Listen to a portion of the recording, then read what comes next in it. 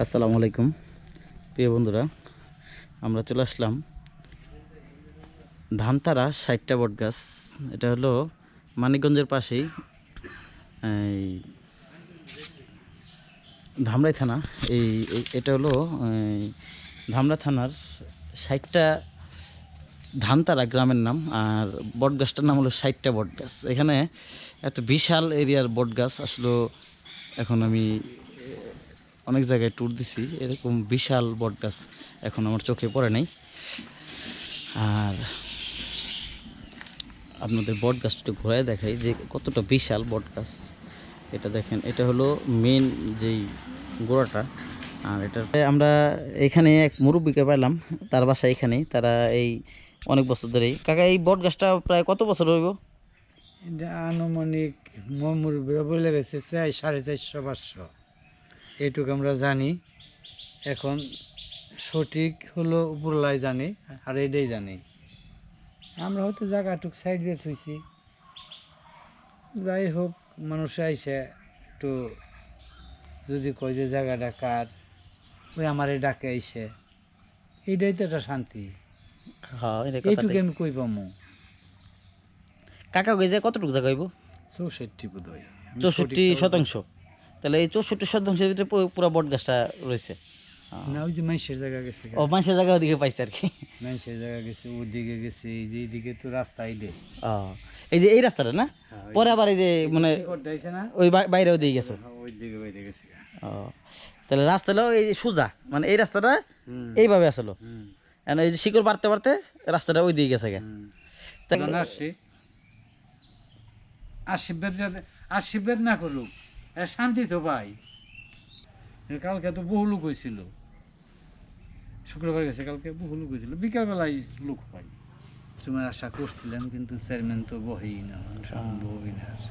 হ্যাঁ, একটা টিউবওয়েল, একটা ওয়াশরুম হইলে ওনার টিউবওয়েল আছে এখানে, আছে না, কিন্তু আলাদা একটা টিউবওয়েল। আর বলা কি করবো, মা বটবৃক্ষ যদি করবার যায় তাহলে পারুম। তাহলে মুরব্বী, আমরা তাহলে যাই, আবার আইলে কোনো সময় আবার দেখাবো ইনশাল্লাহ। আচ্ছা, ঠিক আছে। এখন আমার চোখে পড়ে নাই।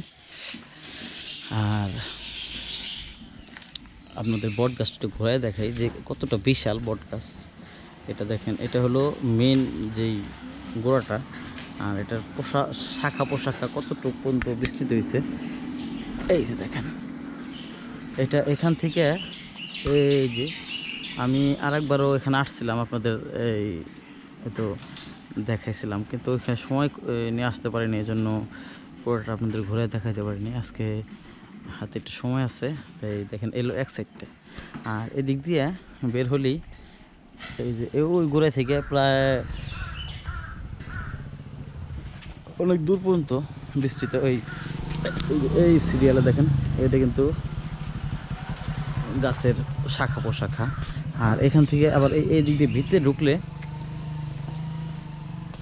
এই যে একদম মানুষজন এখন নাই বললেই চলে, গাছ সিমসিম অবস্থা, একদম নিরিবিরি। এই যে আবার এইখান থেকে আবার এই যে শুরু হয়েছে, দেখেন ওই যে পর্যন্ত, ওই যে পানি দেখা যায়, আরও ওই পর্যন্ত ওদিকে পর্যন্ত আছে।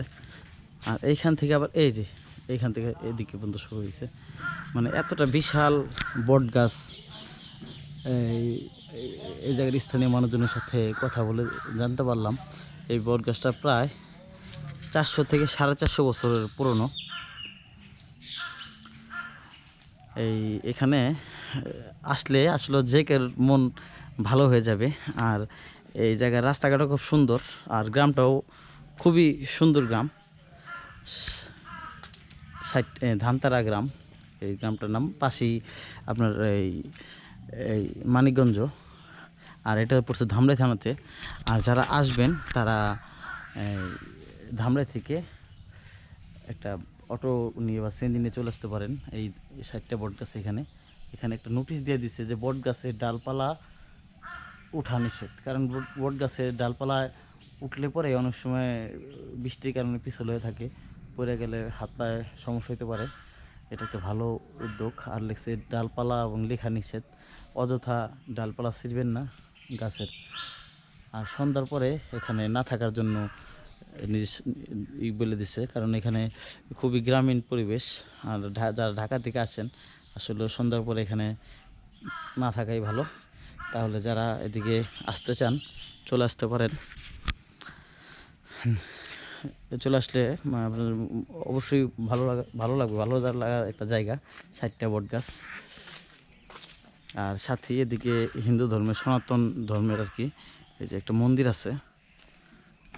আর আমরা আসছিলাম দুইজন, এই মনোয়ার এবং আমরা দুইজনে চলে আসলাম এই ধামরাই 60টা বট গাছ দেখার জন্য। মনোয়ার, কেমন লাগলো?